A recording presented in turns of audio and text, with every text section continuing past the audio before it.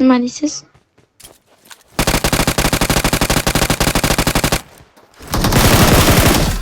Mana o tepalaringda poylab o'tiribgan senlarda. Nishasizsin. Mani birodarim Zayd mani onamdan so'kdi dedilar. Onamdan haqorat qildi. Axir aybi men qilgan bo'lsam, onamda nima ayb? Ey Allohning rasuli, onamni qoraligi. Endi nima uchun onamni qoraligidan so'kadi? Zaydni chaqirtirdilar, beqaq edilar. Sen Bilolni onasidan so'kdingmi? Qora xotinni bolasi dedingmi? Yo Rasululloh, og'zimdan chiqib ketibdi. Bilmay qolman. Jahl ustida aytvorimman dedilar. Ey Zayd, sen munofiq ekansan dedilar. Sen birodaringni onasidan so'kdingmi?